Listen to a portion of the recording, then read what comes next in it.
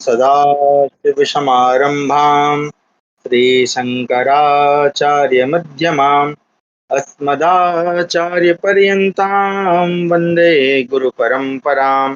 ध्येयं सदा परिभवग्नमभीष्टदोहं तीर्थास्पदं शिवविरिञ्चिनुतं शरण्यं भृत्यार्थिहं प्रणतपालभवाब्धिपोतं वन्दे महापुरुष ते चरणारविन्दम्। वाक्यकारं वररुचिं भाष्यकारं पतञ्जलिं पाणिनिं सूत्रकारं च प्रणतोऽस्मि मुनित्रयम्। नमस्ते शारदे देवी काश्मीरपुरवासिनी त्वामहं प्रणौमि नित्यं विद्याबुद्धिश्च देहि मे। गुरुर्ब्रह्मा गुरुर्विष्णुः गुरुर्देवो महेश्वरा गुरुः साक्षात् परब्रह्म तस्मै श्री गुरवे नमः। सभी का स्वागत है आज की संस्कृत अध्ययन की कक्षा में। इसके पूर्व की जो कक्षा थी उसमें हमने व्यंजन संधि के विषय में अध्ययन किया, जिसमें हमने ष्टुत्व, ष्टुत्व और पदांत जो जस्त्व संधि है इनके विषय में जाना। ष्टुत्व में अगर चवर्ग के बाद टवर्ग हो तो तवर्ग के स्थान पर टवर्ग हो जाता है। उसी प्रकार से ष्टुत्व संधि में अगर तवर्ग के बाद यदि चवर्ग हो तो तवर्ग के स्थान पर चवर्ग हो जाता है। और पदांत जो जस्त्व संधि थी उसमें हमने पढ़ा कि अगर झल प्रत्याहार के उपरांत कोई भी स्वर अथवा व्यंजन हो, यानी झल प्रत्याहार मतलब क्या हुआ कि प्रत्येक वर्ग का पहला, दूसरा, तीसरा, चौथा और शाह इन व्यंजनों के बाद अगर कोई भी स्वर अथवा व्यंजन हो तो उनके स्थान पर उसी वर्ग का, जिस वर्ग का वो अक्षर है उसी वर्ग का तीसरा अक्षर हो जाता है, को हम जस्त्व संधि कहते हैं। ठीक है, तो ये हमने पढ़ी ये पदांत जस्त्व के पद के बाद अगर कोई होगा।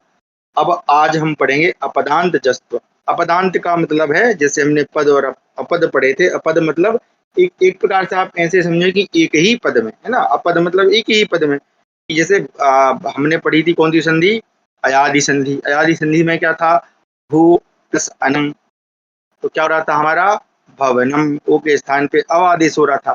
तो वैसे अगर देखें तो भवनम जो है एक ही पद है ना। तो उसी प्रकार से जैसे नयनम है ना, एक के स्थान पर अय आदेश हो रहा था। ठीक है, क्रम से अय आय अव आव ये आदेश होते हैं। तो क्षमा करें, अयादि संधि बनती है ना। तो वो एक ही पद में होती है ना, अपद में होती है। और अगर पद होता है तो वह हम पूर्व रूप कर देते हैं। पूर्व रूप मतलब उसके स्थान पर अवग्रह आ जाता है। तो ठीक उसी प्रकार भी अपदांत जस्त्व है। चलिए आरंभ करते हैं। मैं स्क्रीन शेयर करता हूँ, लेकिन कल का एक बार पहले से हम थोड़ा सा चेक कर लेते हैं कि कल आपको कितना समझ में आया था। ठीक है, तो आज आपको एक उदाहरण देता हूँ, आप लोग जरा उसको पढ़ने। यहाँ पे मैंने आज वर्णमाला भी ले ली है। चलिए, तो आपको एक उदाहरण दे रहा हूँ, आप लोग करके बताएंगे। उदाहरण है महत, महत प्लस दानम।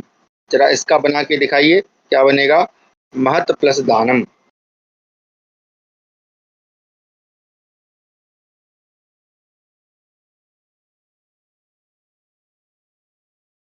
सभी लोग बनाने का प्रयास करेंगे जी। नमः, महत प्लस दानम क्या बनेगा। अब इसमें थोड़ा ठीक दिख रहा होगा आप लोगों को, और इसमें वो ऊपर नीचे करने का ऑप्शन भी है अपने पास।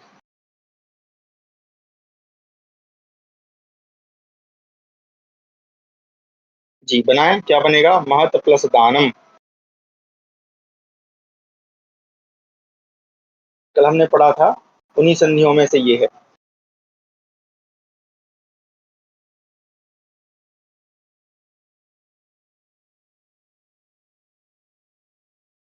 बहुत सुंदर। हाँ, क्या है देखिए, यहाँ तवर्ग है और यहाँ भी तवर्ग ही है। अगर चवर्ग या टवर्ग होता तो हम तो क्या कर देते, वहां पे स्त्रुत्व या ष्टुत्व कर देते, लेकिन यहाँ वैसी स्थिति नहीं है। तो यहाँ पर क्या है, एक वर्गीय व्यंजन जो कि तवर्ग का कौन सा अक्षर है, तीसरा अक्षर है, क्षमा करें पहला अक्षर है ना। ता जो है पहला अक्षर है। तो नियम क्या कह रहा है कि एक, दो, तीन, चार इन वर्गीय व्यंजनों के बाद अगर कोई व्यंजन अथवा स्वर आता है तो वो जिस वर्ग का अक्षर है उसी वर्ग का तीसरा अक्षर हो जाएगा। तो यहाँ ये वर्गीय व्यंजन किसका है? तवर्ग का है। और यहाँ आप अगर चित्र देख पा, एक मिनट रुकिएगा, मैं सिलेक्ट इसमें जाता हूँ। हाँ, अगर आप इसको देख पा रहे हैं चित्र को, तो यहाँ पे आप देखेंगे कि तवर्ग का तीसरा अक्षर क्या है? ये दा है। ठीक है, तो इस प्रकार से ता के स्थान पर क्या हो जाएगा? पुनः दा हो जाएगा। तो क्या क्या बनेगा हमारा? दा हम बना देंगे तो शब्द हमारा बनेगा महाद। और चूंकि दा आधा इसलिए दा भी इसमें जुड़ जाएगा तो बनेगा महद दानम। अगर आपको याद हो तो हमने संयुक्त अक्षरों को किस प्रकार से लिखना है ये भेजा था, तो उसमें महद दानम, महद दान, इस प्रकार से हमारा शब्द बनेगा महत प्लस दानम। ये कौन सी संधि है? जस्त्व संधि है। ठीक है, इसका प्रयोग मैंने बताया था सबसे अधिक होता है। आगे जब हम महाभारत पुनः पढ़ेंगे तो वहां आपको ये सारे उदाहरण देखने को मिलेंगे। ठीक है, तो ये हमारी जस्त्व संधि। अब आगे चलते हैं, अपदांत जस्त्व क्या होती है? ठीक है, अपदांत जस्त्व क्या है? एक ही पद में क्या संधि हो रही है? जस्त्व संधि हो रही है। जस्त्व संधि मतलब, जस्त्व को आप इस प्रकार समझें कि जस है ना, जस्त्व मतलब जस, और जस में क्या होता है? जस मतलब प्रत्येक वर्ग का तीसरा अक्षर है ना। क वर्ग का गा, च वर्ग का जा, त वर्ग का दा, सॉरी तवर्ग का दा, ट वर्ग का डा और प वर्ग का वा। ठीक है, पढ़ देखते हैं। उदाहरण है क्रोध, क्रोध प्लस धा। ठीक है, क्रोध प्लस धा, ये उदाहरण है। तो यहाँ आप देख सकते हैं कि, चलिए क्षमा करें यहाँ पे रेफ लगाना भूल गया, तो ये यहाँ देख सकते हैं कि क्रुद्ध में, चलो ये जो धा है क्रुद्ध में, तो चलो, अरे भाई ये क्या हो गया, बंद हो जाओ प्रभु जी, आप जाइए। हाँ क्षमा करें, कैमरा खुल गया था गलती से। हाँ इसको मिटाता हूँ मैं। हाँ, तो क्रुद्ध तो चलो मान लेते हैं कि धातु है, लेकिन ये जो धा है इसका क्या अर्थ? कुछ अर्थ नहीं है, इसलिए क्या है? ये अपद है। तो ऐसे अपद की स्थिति में क्या होगा? जस्तु संधि होगी। जस्तु मतलब उसी वर्ग का, जिस वर्ग का ये लेटर है उसी वर्ग का तीसरा कर देंगे। तो अब ये देखिए धा कौन से वर्ग में आता है? ता था दा धा, है ना, तवर्ग में आता है। तो तवर्ग का तीसरा अक्षर क्या है? दा है। तो धा के स्थान पर क्या हो जाएगा? दा हो जाएगा। इसलिए शब्द क्या बनेगा? क्रू का रहेगा क्रू, धा के स्थान पे कर दिया दा, और यहाँ पर क्या है? धा, तो क्या हो जाएगा? क्रुद्धा बन गया हमारा शब्द। क्या बन गया? क्रुद्धा, जो क्रोधित है वो क्रुद्धा कहेंगे। ठीक है, उसी तरह से देखिए दूसरा उदाहरण देखते हैं हम। दूसरा उदाहरण क्या होता है? युद्ध, युद्ध, युद्ध धातु है लड़ने के अर्थ में, युद्ध करने के अर्थ में, और शब्द है धा। अब क्या बन जाएगा? धा के स्थान पर कर देंगे हम दा, क्योंकि वर्ग का ही तीसरा लेटर है। तो क्या हो जाएगा हमारा? यू का यू रहेगा, और दा और धा को मिला के लिख देंगे तो हो जाएगा युद्धा। इस प्रकार से युद्धा बन गया। ठीक है, बड़ा सरल है, ये संधि सरल है। इसका विच्छेद करना है, ठीक उल्टा कर दीजिए। अब चलिए आपको मैं एक उदाहरण देता हूँ, आप लोग बना के दिखाइएगा। ठीक है, चलिए इसको हम आगे बढ़ाते हैं। चल क्या है देखिए, अरे सॉरी क्षमा करें, मैं तो वही उदाहरण देने लगा। हाँ, उदाहरण है दुह, अरे हाँ बनाना था, दुह प्लस धम, दुह प्लस धम, जरा बना के दिखाइए क्या बनेगा। ठीक है, एक ये दोह धातु है और धम, धम तो कोई पद है ही नहीं, धम का हमको पता ही नहीं। देखो पद क्या आना चाहिए कि दोनों स्थानों पर या एक स्थान पर तो पद हो, लेकिन यहाँ पर तो पद नहीं है ना, ना दोह पद है, दोह तो धातु है। दुही याच, याद करिए, दुही याच पचदंड रुधि चिप, है ना, रुधि प्रच्छि चिब्रु सासी जिमत मुशाम, जहाँ दुह धातु होती है वहां द्वितीय विभक्ति होती है ना। तो ये बोल धातु, दोह दोहने के अर्थ में। जरा बना के दिखाइए क्या बनेगा? दुह प्लस धम, ये क्या है? चलिए ये वाला सिस्टम, तो सिस्टम मेरे को नहीं पता। अच्छा ऐसा है, चलिए बहुत बढ़िया। ये क्या है? अरे वाह, ये वाला 4-5 पेन है इसमें, ये भी है, ये भी है, ये भी है, ये भी है, बहुत बढ़िया। क्या बनेगा जी? हाँ क्या बनेगा? दुग्धम। क्या बनेगा? दुग्धम। क्यों बनेगा? हाँ अब याद करिए, बहुत सुंदर जिन्होंने दुग्धम बनाया, क्योंकि हा है, हा किस वर्ग में हम लेंगे? कवर्ग मिलेंगे। क्यों? क्योंकि कवर्ग का और हा का उच्चारण स्थान एक जैसा है ना। अगर आप याद करें तो उसके साथ मैंने लिखा था, कवर्ग के साथ हा लिखा था ना, तो यहाँ थोड़ा सा कंफ्यूजन हो सकता है हा को लेकर, लेकिन चूंकि हा का भी कंठ उच्चारण स्थान है और कवर्ग का भी कंठ है, इसलिए क्या है, उच्चारण के कारण साम्य है। तो साम्य के कारण हा के स्थान पर क्या हो जाएगा, कवर्ग का तीसरा लेटर क्या होगा, ग। अब मिला लीजिए, दू का रहेगा दू, गा आधा का आधा, और धम का धम क्या बन जाएगा, दुग्धम। ठीक है, दुग्धम शब्द कहाँ से बनता है, ऐसे बनता है। ठीक है, दुह प्लस धम, दुह धातु दुहने के अर्थ में है, और जिसको दुहा जाए वही तो दुग्ध है ना, दुग्धम। ठीक है जी, तो इस प्रकार से हमारा ये शब्द था, है ना, दुग्धम। चलिए और उदाहरण देख लेते हैं एक दो। हाँ चलो, ये बना के दिखाओ, ये तो आपको बनाने में भी आनंद आएगा। बुध, सॉरी, बुध होती है धातु बोधन के अर्थ में, जानने के अर्थ में, और धा, बनाइए जरा क्या बनेगा, बुध प्लस धा क्या बनेगा,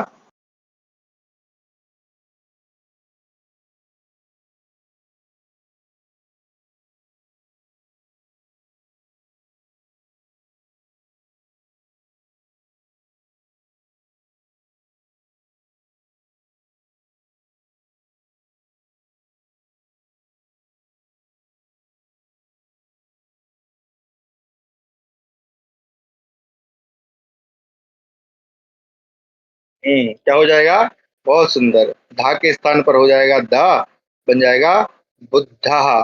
बुद्धा, सॉरी उल्टा लिख दिया मैंने, क्षमा करें, तो एक बार बैक कर लेता हूँ, मैंने धा पहले लिख दिया। हाँ क्या हो जाएगा, बुद्धा, जो जानने वाला है, जो जानकार है। इसलिए रामायण में एक जगह आता है बुद्धा, है ना, तो कई लोग मान लेते हैं कि ये तथागत बुद्ध हैं। ठीक है, और तथागत का भी संधि विच्छेद क्या हुआ, तथा प्लस आगता, है ना। इसी तरह से तथा जो आया है, जैसे आया है, तथागतः, इस प्रकार से तो हमारा ये कौन सी संधि है, अपदांत जस्त्व संधि है। ठीक है, तो ये आपकी अपदांत जस्त्व संधि थी। इसमें किसी का कोई प्रश्न है तो पूछ सकते हैं, अन्यथा हम आगे बढ़ते हैं। ठीक है, चलिए बढ़े आगे। अरे भाई ये, चलो आगे बढ़ते हैं, इसको आगे बढ़ा लेते हैं थोड़ा सा। अब जो अगली संधि है वो है हमारी चरत्व संधि, चरत्व, चरत्व संधि। ठीक है, इसमें थोड़ा सा सिस्टम अलग है, काम वही है, थोड़ा सा अलग सिस्टम। इसका सूत्र है खरीच। ठीक है, इसमें क्या कह रहे हैं, मैं नियम पहले बता दे रहा हूँ, उदाहरण बाद में दूंगा आपको। ठीक है, क्योंकि आप लोग संधि को अच्छे से जानते हैं। तो सूत्र क्या कह रहा है कि यदि झल प्रत्याहार के बाद, है ना, अब आप लोग जानते हैं झल क्या है, झल प्रत्येक वर्ग का पहला, दूसरा, तीसरा और चौथा, और साथ में क्या क्या है, शा भी है, शा भी है, और शा भी है। तो थोड़ा पतला कर लें क्या अपन, तो इसको थोड़ा सा पतला कर लेते हैं, इतना, ताकि समझ में आए। ठीक है, और साथ में क्या है, हा भी है। ठीक है, नहीं ज़्यादा ही पतला हो गया, रुक जा भैया, थोड़ा सा इतना करते हैं। ठीक है, ज़्यादा मोटा ना हो गया। तो शा, शा, हा, और साथ में प्रत्येक वर्ग का तीसरा चौथा लेटर, ये सारे आ गए। ठीक है, क्या कह रहे हैं कि झल के बाद अगर क्या हो, खर हो, क्या हो, खर प्रत्याहार हो। अब जरा आप लोग बताएंगे खर प्रत्याहार में कौन कौन से अक्षर आते हैं, ये आपका रिवीजन है, एक बार देख के बताइए। खर प्रत्याहार, फिर आपको बताऊंगा कि यहाँ पे होता क्या है। पहला तो क्या है कि झल के बाद, झल के बाद क्या हो, खर हो। ठीक है, फिर होगा क्या वो बताऊंगा आपको, है ना।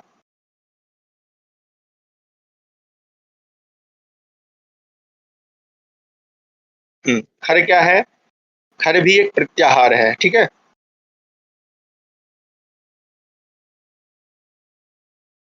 लिख रहे हैं लोग, ठीक है, बहुत बढ़िया।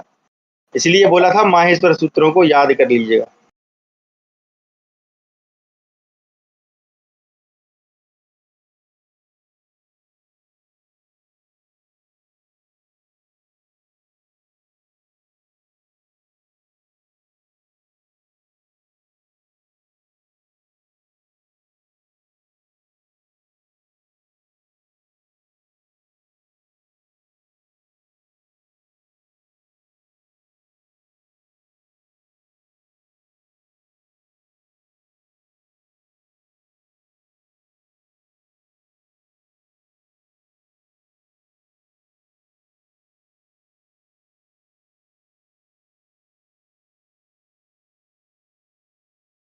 हाँ बहुत बढ़िया। आ फा छ ठ थ छ ट तब का पाय स स श र सर के रात तक आ गया ना। ठीक है, याद आ गया। बहुत बढ़िया, इसलिए आपको लोगों को याद दिला रहा हूं। यानी कि अगर पर में है ना, पर में क्या हो, खर हो, खर में क्या क्या आ गया, खा फा, ठीक है, चा टा, ठीक है, आ गया ना, चा टा ता व, तो बा नहीं, बा तो हलंत होगा। खा फा चा टा ता, ठीक है। हाँ मैं सोच रहा हूँ कि पूरे वर्ण लिख दें आपको। खा फा चा टा ता, सॉरी, क्षमा करें, उल्टे मैं ही गलत लिख रहा हूँ, 1 मिनट रुकिएगा, मैं सही करता हूँ आप, ताकि आपको अच्छे से समझ में आए। क्या क्या है, खा फा छ ठ छ ठ, ठीक है, काफा छा ठा, हाँ अब लिख दिया। क्या बात है लूसी, पर जी ने लिख दिया। तो गा नहीं है, गा नहीं होगा। काफा छा ठा था चा टा ता व का पाय सा सा शर, ठीक है ये। तो इसको अगर हम सरल भाषा में लिखना हो तो कैसे लिखेंगे, अगर आप ध्यान से देखेंगे, देखिए खा खा कहाँ, कौन सा वर्ग वर्ण है, का वर्ग का दूसरा। उसी तरह से का पाए का वर्ग का दूसरा पहला। तो यानी हर एक वर्ग का, 1 मिनट रुकिएगा, हर एक वर्ग का पहला और दूसरा, ठीक है, आ गया सब। जैसे चा छा ठा, तो छा जो है च वर्ग का कौन सा अक्षर है, दूसरा, और ठा कौन सा है, ट वर्ग का दूसरा, है ना, है कि नहीं भाई बताइए।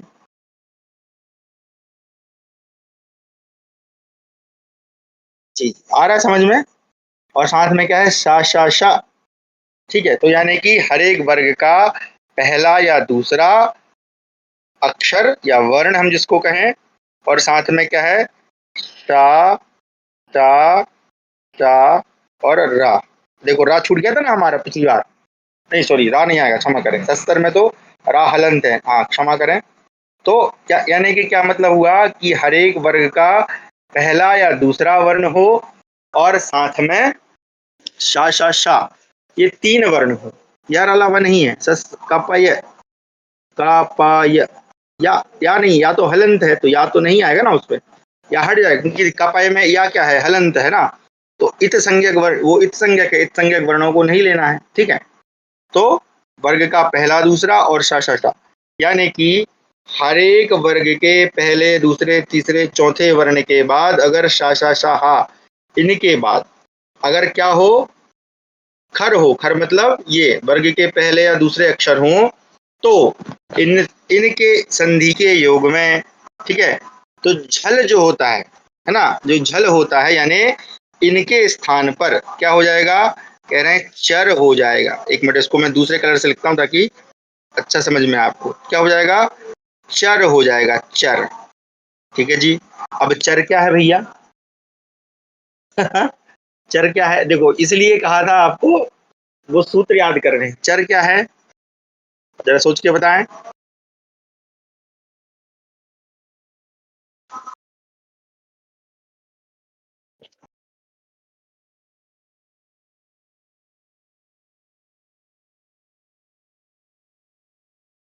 चा से रा तक, बहुत बढ़िया, चर, है ना, क्या हो जाएगा, चर हो जाएगा, ठीक है। तो चा टा ता, है ना, चा टा ता व, बा हटा दीजिए, तो चा टा ता, फिर का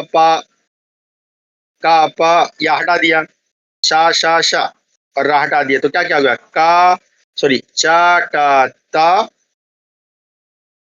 हाँ शा, बहुत सुंदर। अगर इसको हम सरल भाषा में लिखेंगे तो क्या होगा, सरल भाषा में लिखें, देखो ध्यान से देखो, ये क्या सूत्र हैं, ये सारे पाणिनि जी के वो सूत्र हैं, इसलिए उन्होंने पहले वर्णमाला बनाई कि भाई अगर जब वो उन्होंने केवल लिख दिया सूत्र में खरीचा, है ना, खरीचा क्या है, ये बाद वाला सूत्र है किसके, झलाम जसोनते के। तो झल वहां अनुवृत्ति में आ जाता है, अध्याहार में आ जाता है, ठीक है, और खर भी अध्याहार में आ जाता है। तो अगर आप इसको ध्यान से देखेंगे तो चर में कौन कौन से वर्ण आते हैं, हर एक वर्ग का पहला अक्षर आता है, केवल पहला, है ना, का चा टा ता पा, ये सारे आते हैं। और साथ में क्या आता है, सॉरी क्षमा करें, शा, शा और शा, ये 3 आते हैं। ठीक है, क्या मतलब हुआ कि भैया अगर इन वर्णों के बाद में, झल के बाद में अगर खर हो, यानी कि वर्ग का पहला या दूसरा अक्षर हो, अथवा सा सा शा हो, तो इनके स्थान पर, किनके स्थान पर, झल के स्थान पर उसी वर्ग का, उसी वर्ग का क्यों, क्योंकि उच्चारण साम्यता होनी चाहिए, तो उसी वर्ग का पहला अक्षर हो जाता है, उसी वर्ग का पहला अक्षर हो जाता है। तो अगर वर्गीय व्यंजन होगा तो क्या हो जाएगा, का चा टा ता पा, ये हो जाएंगे, और अगर सा शा शा होगा तो ये हो जाएंगे, शा शा शा शा। ठीक है ना, अगर सा होगा तो सा हो जाएगा, अगर मूर्धन्य शकार होगा तो शा होगा, और दंत शकार होगा तो सा होगा, इसलिए सा सा को भी लिया। अब उदाहरण से इसको ज्यादा अच्छे से समझते हैं। हो सकता है इसमें नियम में आपको कंफ्यूजन हो गया होगा, लेकिन मैं जानबूझ के नियम पहले बता रहा हूँ, क्योंकि आप लोगों की जो ग्रहण शक्ति है वो बहुत अच्छी है, क्योंकि हम पहले संधियां पढ़ चुके हैं, इसलिए हम नियम बता रहे हैं पहले। तो देखिए उदाहरण है तद प्लस कारः, उदाहरण है तद प्लस कारः। ठीक है जी, क्या कह रहे हैं भैया, अब नियम से मिला लीजिए। वर्गीय व्यंजन झल है, दा, दा आता ना, वर्ग का पहला दूसरा तीसरा, ठीक है, चौथा लेटर, तो ये है पहला दूसरा तीसरा हो गया ना। वैसे आपको ज्यादातर उदाहरण केवल तीसरे के, मतलब ऐसा होता था कि इसमें आपको उदाहरण 3 4 के ज्यादा मिलते हैं ना, एक पहले वाले 1 2 के कम मिलते हैं, लेकिन तीसरे चौथे के ज्यादा मिलते हैं। ठीक है, अभी 5वें तक नहीं पहुंचे, 5वां लेटर अभी बचा है, और यार आला बचे हैं, यार अलावा ये बचे हुए, वो आगे आएंगे। तो आपको ज्यादातर उदाहरण तीसरे का ही मिलेगा। तो ये वर्ग का तीसरा लेटर यानी झल है। अच्छा ठीक है, अब ये बताइए, ये जो का है, क्या ये चर खर में आता है, बिल्कुल आता है ना। खर का, खर मतलब क्या, वर्ग का पहला या दूसरा अक्षर, है ना, वर्ग का पहला या दूसरा अक्षर खर है, तो खर है का। अब तो जो इस आदेश है वो किसके स्थान पर होगा, झल के स्थान पर।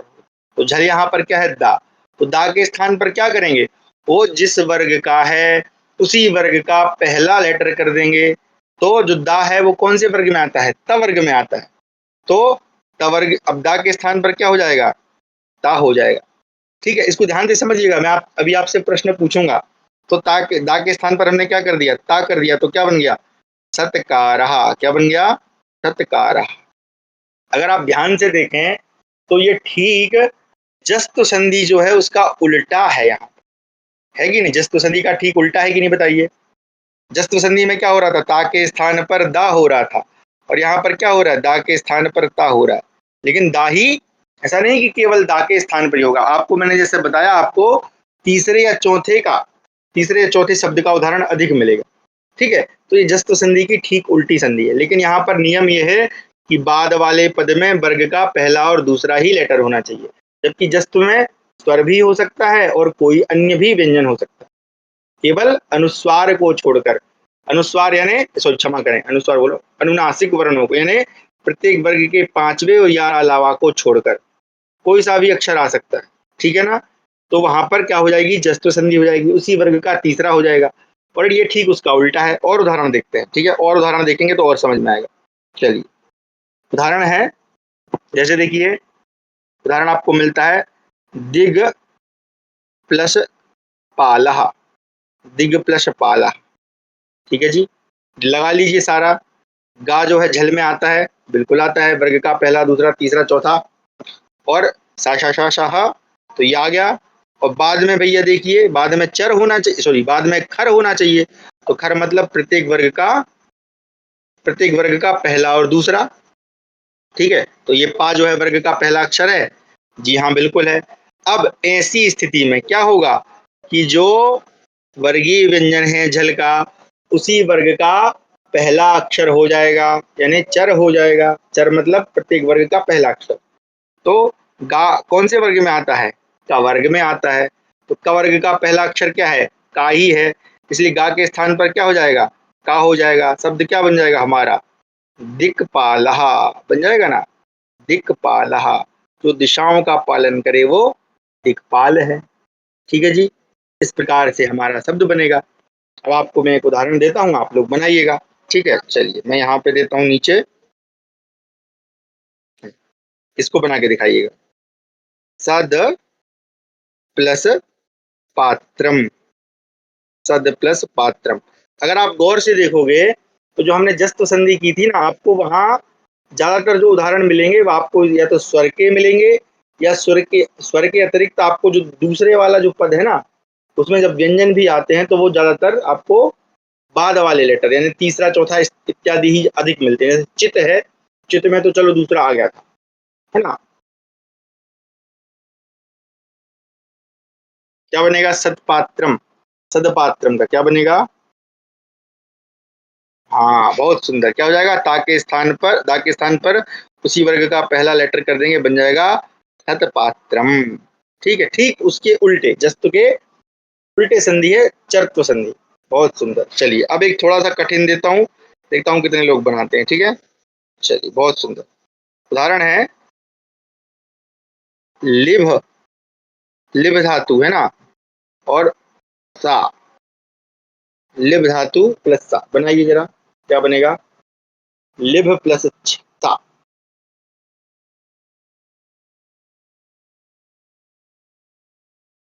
आहा, क्या बात, बोलने से पहले लिख दिया आपने, क्या बात।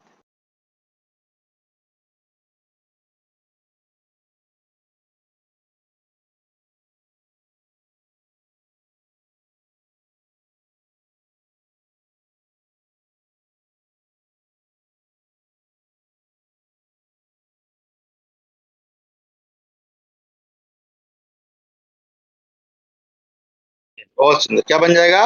ये भा है, भा के बाद यहाँ देखिए सा है। सा आता है कि नहीं खर में? खर में आता है ना सा। प्रत्येक वर्ग का पहला दूसरा और सा शा शा, ये अगर हैं तो जिस वर्ग का लेटर झल है, झल, ये झल भा झल में आता है ना, वर्ग का चौथा लेटर है। सॉरी चौथा नहीं, तीसरा, हाँ चौथा ही होगा। दूसरा होगा पा फा, पा फा बा वा, हाँ चौथा चौथा चौथा अक्षर है प वर्ग का। तो प वर्ग का कौन सा अक्षर हो जाएगा? इसके स्थान पर पा हो जाएगा पहला लेटर। तो क्या बन जाएगा हमारा? लिप्सा। लिप्सा का मतलब होता है इच्छा या चाह, जिसको हम कहते हैं लिप्सा। मुझे इसकी लिप्सा है। ठीक है, लिप्सा। इस प्रकार से आपकी ये कौन सी संधि है? जर्त्व संधि है। ये ठीक जस्त की उल्टी हम कह सकते हैं एक प्रकार से। हालांकि वैसी नहीं है, लेकिन थोड़ा सा समझने के लिए हम कह सकते हैं। ठीक है, इसमें थोड़े अलग नियम है। यहाँ पे बाद में खर होना चाहिए। तो क्या बन गया? लिप्सा। बहुत सुंदर। ठीक है, तो ये हमारी चतुर संधि थी। आगे हम बढ़ते हैं। ठीक है, व्यंजन संधि बड़ी सरल है। अगर अगर ध्यान से इसमें नियम थोड़े खतरनाक हैं, लेकिन अगर ध्यान से समझेंगे तो बड़ी सरल है। ठीक है, और आपको जैसे कि मैंने बोला, आपको जस्त संधि अधिक देखने को मिलेगी, बाकी संधियां कम ही मिलती। चलिए अब जो अगली संधि है वो है लत्व संधि। संधि का नाम है लत्व। ठीक है, जैसा कि नाम से ही स्पष्ट हो रहा है, यहाँ पर ला का, अब देखो क्या जो जो बच गया ना, या रा ला वा, इसमें क्या आ गया? ला आ गया। ठीक है, और यार अलावा अभी आगे आएंगे, है ना, ऐसा मत समझिएगा कि नहीं आएंगे। लेकिन लत्व संधि, इसको सरलता के लिए मैं ब्रैकेट में पर सवर्ण भी लिख देता हूँ। पर सवर्ण, लत्व पर सवर्ण। ठीक है, ठीक है, क्या कह रहे हैं? लत्व पर सवर्ण, ये अपने लिए है। हालांकि ग्रंथ में केवल लत्व लिखी है। ठीक है, लत्व संधि, इसका जैसा कि संबंध ला से ही होगा। किससे होगा? ला से। क्या कह रहे हैं? नियम कह रहे हैं कि तवर्ग के बाद, किसके बाद? अगर तवर्ग है ना, इसका सूत्र है तोरली।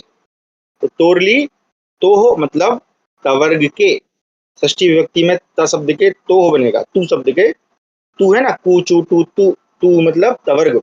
तो तवर्ग के बाद अगर क्या हो? ला हो। केवल ध्यान रखिएगा किसकी बात हो रही है? तवर्ग की केवल। बाकी बाकी जो शब्द आएंगे वहां तो दूसरा काम हो जाएगा। तो तवर्ग के बाद यदि क्या हो? ला हो, तो पर सवर्ण होता है। पर सवर्ण यानी कि पर मतलब बाद में जो वर्ण है उसी के समान। सवर्ण मतलब उसी के समान है ना। सवर्ण दीर्घ संधि पढ़ी ना हमने। सवर्ण का मतलब क्या होता है? एक जाति का, एक वर्ण का। तो जैसे दीर्घ में होता है आ के बाद आ, तो दीर्घ आ हो गया।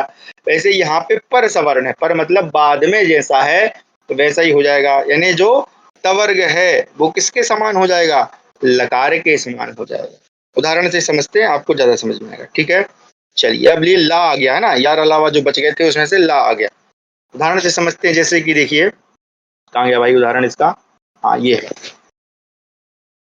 उद, उद प्लस लिखितम।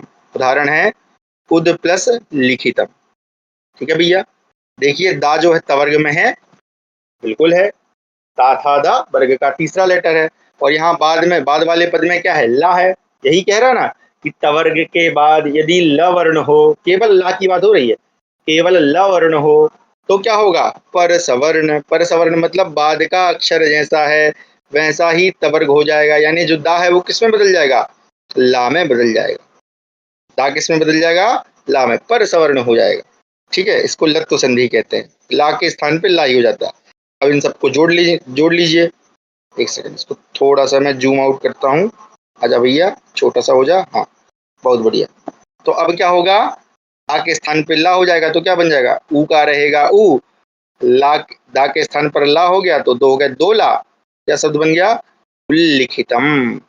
ये आपको मिल जाएंगे शब्द, उल्लिखितम बन गया ना, उल्लिखितम।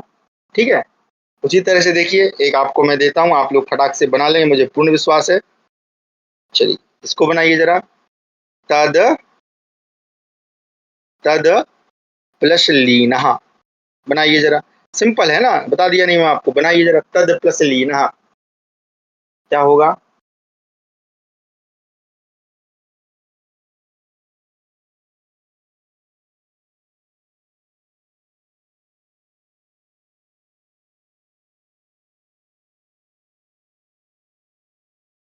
हाँ बहुत सुंदर, क्या हो जाएगा, देखो कुछ नहीं है, तवर्ग के बाद यदि ल हो, ल वर्ण हो तो पर सवर्ण होता है, जैसे ला है वो ला में बदल जाएगा, कोई सा भी हो, पहला दूसरा तीसरा चौथा पांचवा, पांचवे का थोड़ा अलग नियम है, बताऊंगा अभी थोड़ी देर से, लेकिन पहले इसको समझिए। यानी तवर्ग का चाहे ता हो, चाहे ता के बाद क्या ता था हो, चाहे दा हो, चाहे क्षमा करें चौथा अक्षर ता था दा था धा हो, सभी के स्थान पर अगर बाद में ला हो तो ला ही हो जाता है। तो क्या बन जाएगा हमारा, ता का रहेगा ता, दा के स्थान पर करेंगे ला, लीना कहा लीना, क्या बन गया, तल्लीनहा। तल्लीन शब्द है, वह तल्लीन है, तत्लीना तल्लीना। यहाँ पे देखो अगर बेसिकली देखा जाए तो यहाँ पर तो तत् था, है ना, क्या था, तत् था, तत् से तकार को हुआ दकार, बन गया तद, और तद को फिर लीनहा हो गया। ठीक है, चलिए तो इस पे, हाँ इसको इसको भूल जाइए, ये कैसे होता है वो मैं, एक्सेप्शन है इसलिए नहीं बता रहा। तो तत् प्लस लीनहा, ठीक है, इस प्रकार से हमारा बन गया तल्लीन। अब एक उदाहरण आपको मैं देता हूँ पंचमाक्षर का, क्योंकि पंचमाक्षर में थोड़ा अलग होता है। ठीक है, पंचमाक्षर मतलब ना, जैसे कि कहीं पर लिखा है महान महान लाभः, ठीक है, कहीं पर लिखा है महान लाभ, इसको ध्यान से समझिएगा क्योंकि आपको ये ग्रंथों में मिलेगा। अब यहाँ पर क्या है, एक समस्या है छोटी सी, ये है कि ये जो ना है ना, ये अनुनासिक भी है। तवर्ग का उच्चारण स्थान क्या है, दंत है, अनुनासिक बोलो, क्षमा करें, हाँ ना, अनुनासिक मतलब नासिका से बोला जाता है। तो चूंकि ना का नासिका से भी उच्चारण होता है, इसीलिए ये जो बाद में, लेकिन ना है तो तवर्ग का ही ना, तो ये तवर्ग का है और बाद में यहाँ ला भी है, तो वैसी स्थिति में क्या होगा कि ना का ला तो होगा, लेकिन यहाँ ये दर्शाने के लिए कि भैया यहाँ पहले यहाँ क्या था, नकार था, यानी पंचमाक्षर था, यहाँ पर अनुनासिक का चिन्ह लगा देंगे। अनुनासिक क्या होता है, ये इस प्रकार से, इसको हम हिंदी में कहते हैं चंद्रबिंदी, इसको हम कहते हैं चंद्रबिंदी, है ना, चंद्र चांद के ऊपर बिंदी, चंद्रबिंदी, इसको संस्कृत में कहेंगे अनुनासिक। तो क्या हो जाएगा, महान, तो महा का रहेगा महा, ना के स्थान पर करेंगे ला, और लाभा का रहेगा लाभा। लेकिन चूंकि यहाँ पर नकार था, यहाँ पर क्या था, नकार था, इसलिए हम क्या करेंगे, यहाँ पर हा के ऊपर लगा देंगे चंद्रबिंदी। अब आपको याद है कि जो चंद्रबिंदी है वो कहाँ लगती है, स्वरों में लगती, चाहे अनुस्वार हो चाहे विसर्ग हो, हम स्वर के साथ लगाते हैं, इसलिए स्वर के ऊपर हम अनुस्वार लगा देंगे तो क्या हो जाएगा, महान लाभा, महान लाभा। अनुस्वार का वो नकार का जो नासिका है ना, क्योंकि देखो अगर तवर्ग है तो उसका उच्चारण केवल दंत है, लेकिन ना का उच्चारण स्थान नासिका भी है, तो नासिका का उच्चारण कहीं गायब ना हो जाए, इसलिए वहां पर जो स्वर होता है उस स्वर में हम अनुनासिक यानी चंद्रबिंदी लगा देते हैं। तो हमारा उच्चारण कैसे होगा, महान लाभा, ला के साथ नासिका का भी उच्चारण करना, मतलब ये जो ला हुआ है ना के स्थान पर, इसका उच्चारण नासिका से भी होगा। महान लाभा, इस प्रकार से। ठीक है, एक दूसरा उदाहरण देखते हैं। ठीक है, दूसरा उदाहरण है विद्वान। विद्वान, अरे मैंने थोड़ा यहाँ से लिख दिया, रुकिएगा मैं इसको दोबारा से लिखता हूँ। तो यहाँ, अरे भैया दादा महाराज, ऐसे हो जाओ। ठीक है, क्या है, विद्वान प्लस विद्वान प्लस लिखति। विद्वान प्लस लिखति, वही स्थिति हो गई।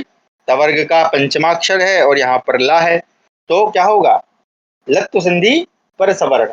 पर सवर्ण मतलब बाद में जैसा वर्ण है, तो ना के स्थान पर ला तो हम कर देंगे, लेकिन चूंकि अनुस्वार को दर्शाना है, भाई बताना तो पड़ेगा ना कि ये ला किसके स्थान पर हुआ है, नहीं तो लोग समझ लेंगे तो ये तो ता था दा धा इनके स्थान पर हुआ है, तो गलत उच्चारण हो जाएगा।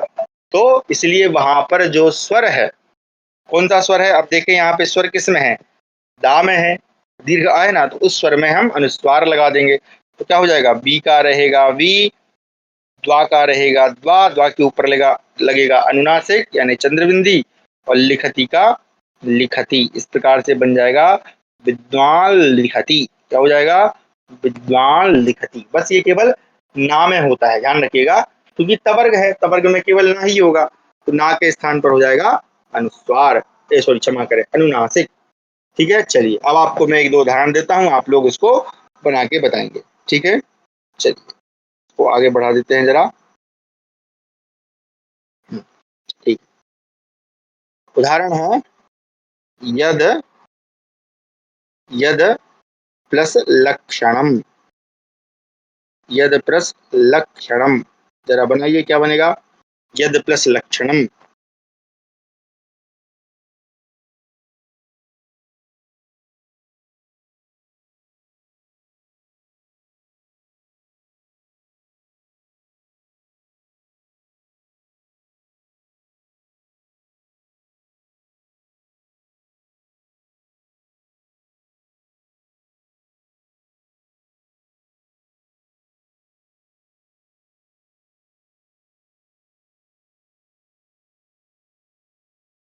हाँ, क्या हो जाएगा, यद दा के स्थान पर लकार हो जाएगा ला के कारण, तो क्या बन जाएगा, यल लक्षणम। का यल लक्षणम का उपयोग संभवतः देवी पुराण में होता है, या देवी पुराण में होता है या भागवत में होता है, मुझे यल लक्षणम से कुछ श्लोक है, यल लक्षणम वितनो ऐसे कर कुछ है। ठीक है, तो या यल लक्षणम, जिसका लक्षण, यत यत मतलब जो, लक्षण मतलब लक्षण, है ना, जो लक्षण, यल लक्षणम।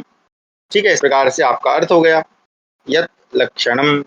अब देखिए, अच्छा, अब अगर आप याद करोगे तो जैसे कि हमारे जो धातु रूप हैं या शब्द रूप हैं, है ना, तो वहां पर अगर आप याद करें, जैसे कि मैं आपको याद कराता हूँ। ठीक है, थोड़ा सा देखिए, जैसे राम शब्द था, राम का पंचमी एक वचन बनता है रामात, बनता है ना, तो वहीं उसके बगल में लिखा रहता है रामाद, है ना। और अगर आप याद करें, हमने उपसर्ग जब पढ़े थे, तो वहां एक उपसर्ग होता है उत, और उसी के साथ में लिखा था ब्रैकेट में हमने उद। तो अब याद आ रहा है आपको ऐसा क्यों लिखा था, जस्त के कारण, वर्ग का पहला लेटर उसके स्थान पर उसी वर्ग का तीसरा हो जाता है। ठीक है, उसी प्रकार से यहाँ पर उत है, उसी वर्ग का तीसरा लेटर दा हो जाता है ना। तो इसी कारण से होता है, ता के स्थान पर दा, उसी वर्ग का तीसरा लेटर, इस प्रकार से होता है जस्त के कारण। बाद में जो जो भी सब व्यंजन या स्वर इत्यादि आएंगे, उसके कारण यहाँ पे ता को दा आदेश हो जाएगा, इसलिए बन जाता है रामात रामाद, दो रूप बन जाते हैं। ठीक है, चलिए, तो ये इस प्रकार से आपकी लत्व संधि। ठीक है, अब एक सरल संधि और पढ़ लेते हैं। ठीक है, आगे बढ़ाते हैं इसको। सरल संधि एक और है अनुस्वार संधि। कौन सी संधि है, अनुस्वार संधि। ये बड़ी सरल है, ये हम अक्सर लिखते समय, इसको लेखन के समय ध्यान रखना चाहिए, अनुस्वार संधि। ठीक है, अरे तीन लग गए इसमें, ठीक है, दो, अनुस्वार संधि। तो थोड़ा सा छोटा कर सकते हैं क्या, अरे बड़ा हो गया, चलो इतना चलेगा। ठीक है, अनुस्वार संधि क्या है, बहुत बहुत सिंपल है। क्या कहती है, जैसे देखिए कहीं पर लिखा है हरिम, हरिम वंदे, हरिम प्लस अरे भाई, हरिम वंदे। ठीक है, बहुत सिंपल सा नियम है, प्लस की जरूरत भी नहीं, प्लस को मिटा देते हैं। ठीक है, तो ये बस कह रहा है हरिम वंदे। यहाँ पे देखिए, ये माँ क्या है, अनुस्वार है। माँ अनुस्वार मतलब आप ऐसा समझे कि अनुस्वार नहीं मतलब क्या है, पंचमाक्षर है ना, किसी वर्ग का पंचमाक्षर है। तो अब क्या ये किस में होता है, पद में होता है, ध्यान रखिएगा, ये पद में होगा, अपद में नहीं होगा। अपद में पर सवर्ण होती है, जहाँ अपद होगा वहां पर सवर्ण संधि होगी, और जहाँ पद होगा वहां अनुस्वार संधि होगी। यानी किसी भी वर्ग का पंचमाक्षर हो। पंचमाक्षर आप अगर देखेंगे ध्यान से तो आपको माँ और ना इनका प्रयोग अधिक मिलेगा। ठीक है, तो आप माँ को, इसलिए माँ को जो है अनुस्वार के रूप में भी माना जाता है, कि माँ को अनुस्वार ही कह देते हैं, लेकिन सरलता के लिए, ऐसा होता नहीं है। तो यहाँ पद होगा। जैसे हरिम क्या है, हरिम जो हरि शब्द का द्वितीय विभक्ति है ना, हरि हरि हरया, हरिम तो हरिम है, और वंदे ये बंद धातु से वंदे बनेगा। ठीक है, तो क्या कह रहे हैं कि भैया देखो ध्यान रखना कि अगर मकार हो, मकार मतलब अनुस्वार हो, इस प्रकार से समझे आपकी, अनुस्वार नहीं मतलब माँ पंचमाक्षर हो, आपको पंचमाक्षर माँ ही मिलेगा ज्यादातर, तो मैं माँ को ही बोलता हूँ। ठीक है, मकार को ही। तो मकार के बाद अगर कोई भी व्यंजन वर्ण हो, क्या हो, व्यंजन वर्ण हो, तो जो मकार है वो अनुस्वार हो जाता है, उसको अनुस्वार कहना चाहिए, माँ नहीं लिखना चाहिए। ये लिखने के लिए विशेष ध्यान है। यानी अगर पदांत मकार है, इसको पदांत मकार समझ लेना, पदांत है, हरिम क्या है, पदांत है। अगर अपदांत होगा तो वहां अगली संधि हो जाएगी, जो हम अभी थोड़ी देर बाद पढ़ेंगे। तो अगर पदांत मकार के बाद कोई भी व्यंजन हो, तो जो पदांत मकार है वो अनुस्वार हो जाता है। ठीक है, इसको लिखेंगे कैसे, तो इसको लिखेंगे इस प्रकार से, हरिम की जगह हरिम न लिख के हम क्या लिखेंगे, हरिम, यानी माँ को बना दीजिए अनुस्वार, और बंदे का रहेगा वंदे। ये अब अगर इस तरह से लिखा है तो ये अशुद्ध लिखा है, और अगर ऐसा लिखा है तो ये शुद्ध लिखा है, हरिम वंदे। हमको माँ को अनुस्वार ही लिखना है। क्यों लिखना है, क्योंकि उसके बाद में व्यंजन है।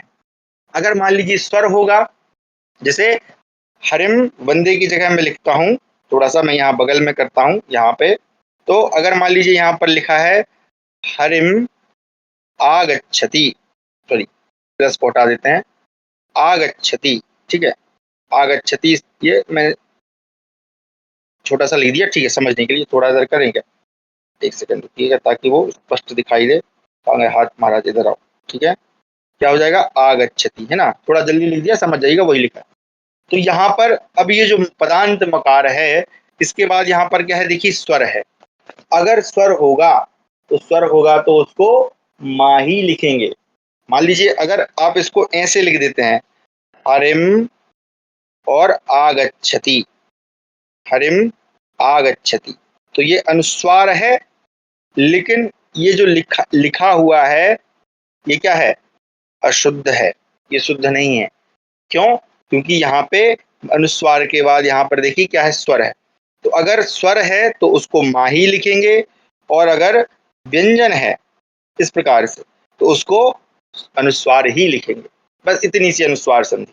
अगर व्यंजन है किसी भी पदांत माँ के बाद तो उसको अनुस्वार ही लिखेंगे। और एक उदाहरण से देखते हैं, फिर आप अच्छे से समझ जाएंगे।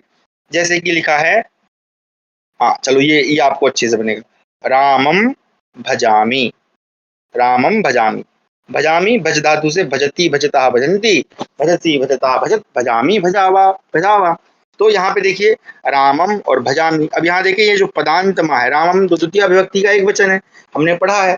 तो रामम जो है इसका जो पदांत मा है वो पदांत है, पद के अंत में है। और इसके बाद देखिए यहाँ पर क्या, भा जो है वो स्वर है, क्षमा करें व्यंजन है। तो चूंकि व्यंजन है इसलिए इस प्रकार से लिखना अशुद्ध होगा। इसका शुद्ध लेखन किस प्रकार से माना जाएगा, इस प्रकार से कि रामम, राम के ऊपर अनुस्वार होगा, और भजामी का भजामी, बस इतना सा। यानी जब लिखें तो इसका ध्यान रखना है, रामम भजामी। अब मान लीजिए इसकी जगह हम दूसरा उदाहरण ले लेते हैं। एक आध को धातु बताओ जिसमें अकार का प्रयोग होता है, आगच्छति के अतिरिक्त। हाँ या नहीं वो वैसा ही है, रुकिए। हाँ चलिए मान लीजिए, हाँ ऐसे कर लेते हैं। ठीक है, इसको हम भूतकाल बना लेते हैं। ठीक है, तो लिखा है रामम, भजामी का भूतकाल क्या, लंग लकार क्या बनेगा, अभजत। जैसे अपठत वैसे ही अभजत हो जाएगा ना, अभजत।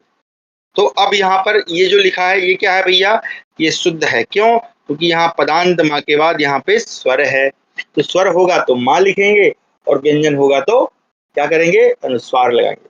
मैं आशा करता हूँ आप लोग समझ गए होंगे। जब लिखें, संस्कृत लिखें, तो लिखते समय इसका विशेष ध्यान रखें कि अगर किसी भी पदांत माँ के बाद अगर व्यंजन है तो अनुस्वार लगाना है, और अगर स्वर है तो माँ ही लिखना है।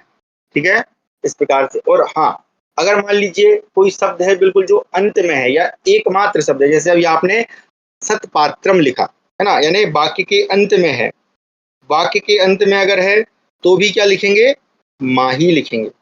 और अगर एक शब्द लिख रहे हैं तो भी क्या लिखेंगे, माँ ही लिखेंगे। जैसे आपने सतपात्रम लिखा, आपका उत्तर केवल एक ही शब्द का था, तो अगर आप इस प्रकार से लिख देंगे तो ये क्या हो जाएगा, अशुद्ध हो जाएगा। आपको सतपात्रम यानी कि आपको यहाँ पे माँ लिखना ही पड़ेगा आपको। इस प्रकार से अगर एक शब्द लिखते हैं, जिसको हम कहते हैं अवसान, अवसान मतलब समाप्ति, है ना, अब कि इसके बाद कुछ भी नहीं है, केवल एक ही शब्द है, तो वहां पर माँ ही लिखेंगे, अवसान में माँ ही लिखेंगे। और अगर व्यंजन है तो माँ लिखेंगे, और अगर स्वर है तो अनुस्वार स्थान पर, सॉरी, अगर व्यंजन है तो अनुस्वार लगाएंगे, और व्यंजन नहीं है तो क्या करेंगे, स्वर है तो माँ लिखेंगे। तो इस प्रकार से अनुस्वार संधि है, बड़ी सरल सी संधि है, इसमें लेखन का विशेष ध्यान रखा जाता है। चलिए अब आगे बढ़ते हैं। अंतिम संधि बची है इसकी। चलिए अंतिम संधि है, तो मैंने मार भी खाई है, बता देता हूँ। संधि का नाम है परसवर्ण। कौन सी संधि है, परसवर्ण संधि। ये भी अनुस्वार की ही है, तो इसको सरलता के लिए मैं अनुस्वार परसवर्ण बोल देता हूँ। ठीक है, अनुस्वार परसवर्ण समझने के लिए। ये क्या होती है, अपदांत के साथ होती है, यानी अपद के साथ होती है। अपद किसके साथ, इसको ब्रैकेट में आप समझने के लिए लिख सकते हैं अनुस्वार। क्या लिख सकते हैं, अनुस्वार। ठीक है, ये भी लेखन पे विशेष ध्यान। रामम उत्तिष्ठ, हाँ बहुत सुंदर, क्योंकि वहां ऊ है इसलिए रामम उत्तिष्ठ होगा। और अगर मान लीजिए व्यंजन होता कि रामम बसती, तो वहां पे माँ अनुस्वार हो जाता, इसलिए लेखन पे ध्यान दिया जाता है। इसी प्रकार से ये अनुस्वार यर पर सवर्ण संधि है। अनुस्वार इसलिए है क्योंकि वो समझने के लिए, मैं वैसे तो इसका नाम पर सवर्ण है। एक मिनट इसको मिटा के मैं अच्छे से लिखता हूँ ताकि आपको अच्छे से समझ में आए। एक मिनट इसको पूरा साफ कर देते हैं।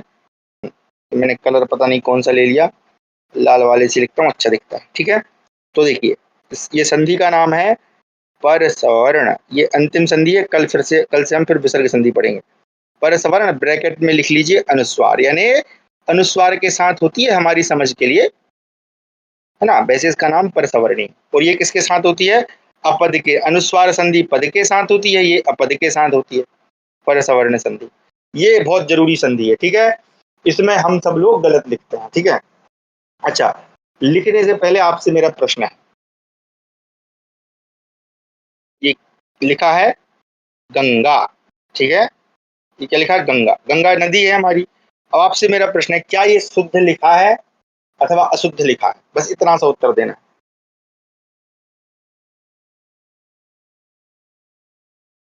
अशुद्ध है, बहुत बढ़िया। क्या होना चाहिए, गा होना चाहिए, बहुत बढ़िया। हाँ, अब ये क्यों होना चाहिए और क्या होना चाहिए ये है। ठीक है, अशुद्ध है, बहुत सुंदर, सब लोगों ने समझ गए। अब इसको हम संधि विच्छेद करते हैं जरा। ठीक है, देखिए इसका इसका संधि विच्छेद क्या होगा, गम प्लस गा। ठीक है, तो ये गम भी क्या है, अपद है, और गा भी अपद है। तो अब ये क्या है, ये भी अनुस्वार ही है, इसलिए मैंने ब्रैकेट में अनुस्वार लिखा ताकि आप लोग समझ पाए। ठीक है, तो अब क्या होगा कि जहां अपद में अनुस्वार है, पद में अनुस्वार है तो आप समझ गए, वहां पे अभी व्यंजन है तो अनुस्वार लगा देना, स्वर है तो माँ ही लिखेंगे, है ना, मकार मतलब वो उस प्रकार से है। लेकिन अगर अपद में है, अनुस्वार है, तब क्या करना है, तो देखिएगा, जिस वर्ण बाद का, पर सवर्ण है ना, पर सवर्ण है, संधि का नाम क्या है, पर सवर्ण। बाद का जो वर्ण है, बाद का जो वर्ण है वो जिस वर्ग का होगा उसी वर्ग का पंचमाक्षर हो जाएगा। जिस वर्ण का है उसी वर्ग का पंचमाक्षर हो जाएगा। तो गा कौन से वर्ग में आता है, क वर्ग में आता है ना। गा किस में आता है? क वर्ग में आता है ना, का खा गा। तो क वर्ग का पंचमाक्षर क्या है? ज्ञ। ये है ना ज्ञ, है ना। तो इस अनुस्वार के स्थान पर क्या हो जाएगा? ज्ञ हो जाएगा। तो हमारा सही शब्द क्या बनेगा? सही शब्द बनेगा का रहेगा गा, अनुस्वार के स्थान पर करेंगे ज्ञ, और आधा ही रहेगा, अनुस्वार तो आधा ही होता है, अर्धमात्रिक है, और यहाँ पर गा बड़ा गा, शब्द क्या बनेगा?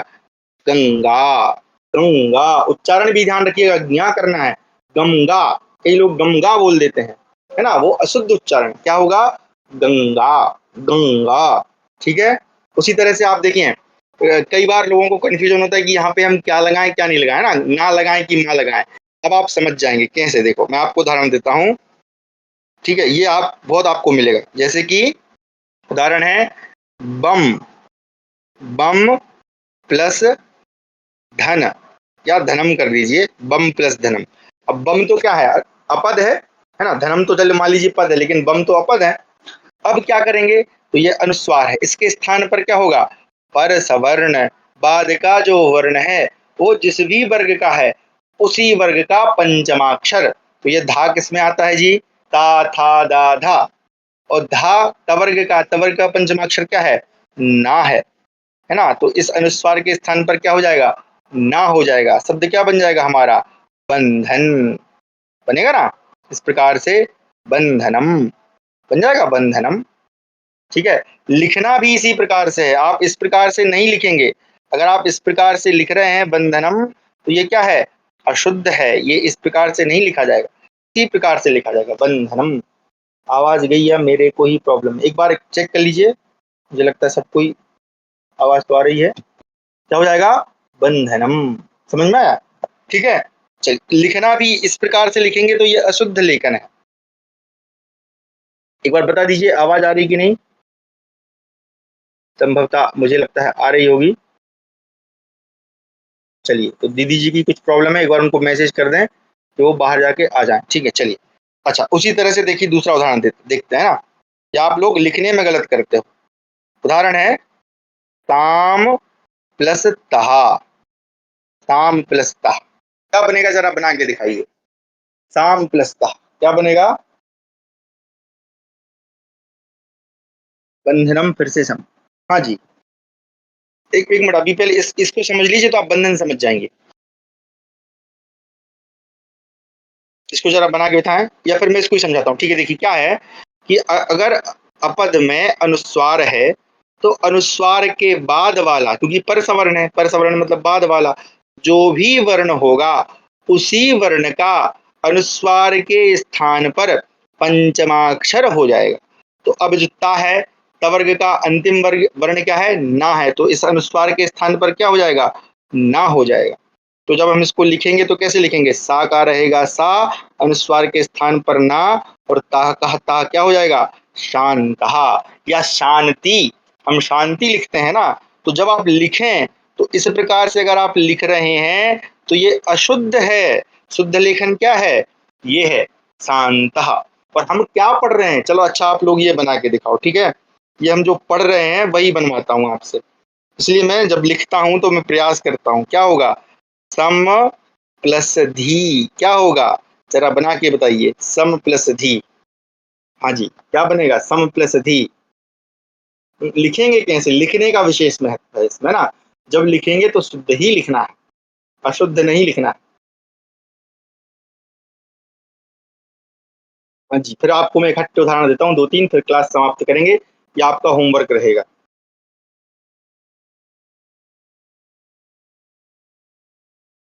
तो इसका विशेष नियम बताऊंगा बाद। हाँ, क्या होगा? सम प्लस धी क्या होगा? धा है ना, इसलिए क्या होगा? धा जो है तवर्ग में आता है, संधि। क्या हो जाएगा? संधि। इस प्रकार से जब लिखेंगे तो इस प्रकार से, है ना। उसी प्रकार से संबंधी, है ना, वहां पे सम ही पढ़ा जाता है, वहां तो वाह है। ठीक है, चलो ये लूसीफर जी ने लिख दिया तो बता देते हैं। सम प्लस बंधी। जी बताएं। किसमें? क्योंकि अनुस्वार है ना, अनुस्वार अर्धमात्रक है। जी जी, अनुस्वार अर्धमात्रिक होता है, उसमें आधा ही होगा। जो भी पंचमाक्षर है वो व्यंजन तो आधा ही होता है ना। हेलो। हाँ, व्यंजन आधा ही होता है, इसलिए आ।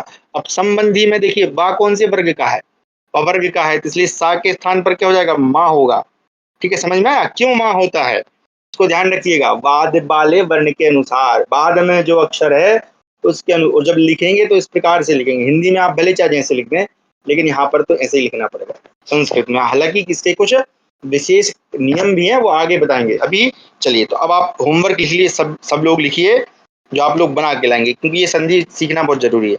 चलिए उदाहरण लिखिएगा, अम प्लस कहा। अब आपकी कॉपी में लिख के लाइएगा, टाइपिंग करके मत भेजिएगा, क्योंकि टाइपिंग में हो सकता है इधर उधर हो जाए, लेकिन आपको बनाना अभी नहीं बनाना है, ठीक है, घर से बना के लाएंगे।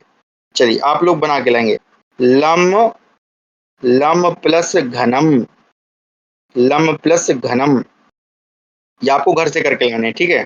उसी तरह से घम घम प्लस टा, घम प्लस टा लिखते जाएं। वो गलती से चला गया मेरा नेटवर्क इशू साथ, अच्छा जी कोई बात नहीं। हाँ, घम प्लस ढा, है ना, घम प्लस टा। मैं इधर इधर घिसकाते जाता हूँ थोड़ा सा छोटा करके, हाँ, घम प्लस टा। झम झम प्लस डा, अरे भाई घूम तो गया, झम प्लस डा। देखो शब्द तो आप समझ रहे हैं, लेकिन मैं चाहता हूं कि आप लिखें, लिखना सीखें, ठीक है। उसी तरह से देखिए, स्तम स्तम प्लस भा, ठीक है, स्तम प्लस भा। उसी तरह से ये एक सरोवर का नाम था रामायण में, पम प्लस पा, ठीक है। चलिए और दे देते हैं,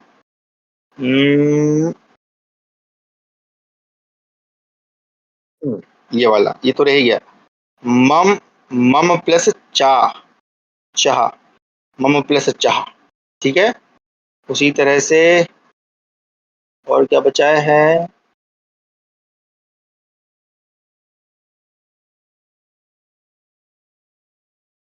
लगभग सभी हो गए।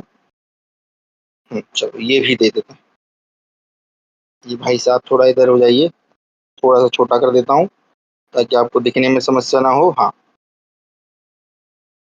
हाँ, ये लिख लीजिए, मुम प्लस डा, और एक और दे देते हैं, नहीं ये तो हो गया, चल, अम प्लस कितः, अम प्लस ये कितः है ना, अरे विसर्ग लिख जाओ भाई, चलो यहाँ विसर्ग है, अम प्लस कितः। ये इतने शब्द आपको बना के लाने हैं, आ अम प्लस कहा, लम प्लस घनम, घम प्लस टा, मम प्लस चाह, झम प्लस डा, थम्ब सॉरी स्तम प्लस भा, पम प्लस पा, मुम प्लस डा, अम प्लस कितः, ठीक है। ये इतने आप लोग बना के लाएंगे। ये सब जो है मुंबई, हाँ, तो वहां पे क्या होगा, वकार के कारण मकार हो जाएगा, इसलिए क्या इसको लिखा अशुद्ध है। संस्कृत में लिखेंगे तो माँ ही लिखना पड़ेगा, लिखते समय ध्यान, ये सब, ये दोनों संधियां जो है लेखन के लिए है। ये अपद अपद अनुस्वार है, लेकिन इसको परसवर्ण इसका नाम है, और वो जो थी वो भी अनुस्वार संधि है ना, पर के कारण वो भी परसवर्ण है एक प्रकार से, कि बाद वाले वर्ण को देख के तो वो अपना रूप बदल देगी, ठीक है। अब इसमें कुछ जो है नियम है, वार्तिक हैं कुछ, उनको हम कल देखेंगे, ठीक है। तो इस प्रकार से आपकी व्यंजन संधि थी। कक्षा को यहीं विराम देते हैं। अब किसी का कोई विशेष प्रश्न है तो सादर आमंत्रित है, अन्यथा शांति पाठ के साथ समापन करेंगे। ये काय वाईफाई कनेक्ट हो गया।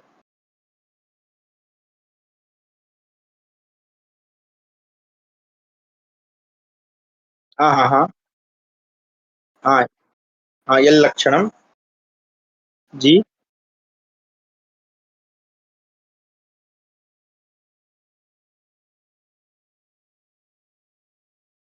कोई भी लगा सकते हैं, दा भी लगा सकते हैं।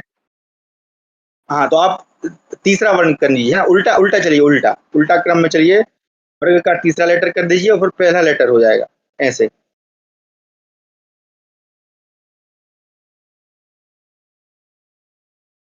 देखिए इसको अपन इस प्रकार से, हाँ आपका प्रश्न बहुत उचित है, क्योंकि डाउट तो आता है मन में। तो हमको ऐसे करना है कि आप इस प्रकार से देखें कि वो पद बन जाए, है ना, क्या बन जाए वो, पद। तो जैसे अगर आप करेंगे ना, तो मान लीजिए, चलो यही देख लेते हैं हम, यल लक्षणम, इसका अगर हम संधि विच्छेद करेंगे, ठीक है।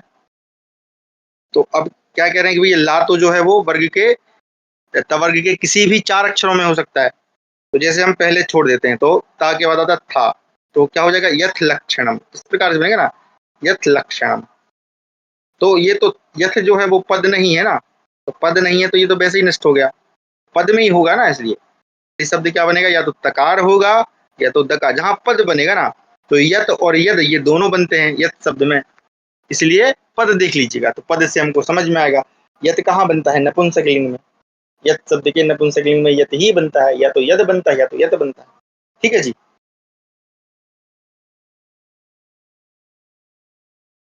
चलिए तो कक्षा को विराम देते हैं शांति पाठ के साथ। सर्वे भवन्तु सुखिनः, सर्वे सन्तु निरामयाः, सर्वे भद्राणि पश्यन्तु, मा कश्चित् दुःखभाग् भवेत्।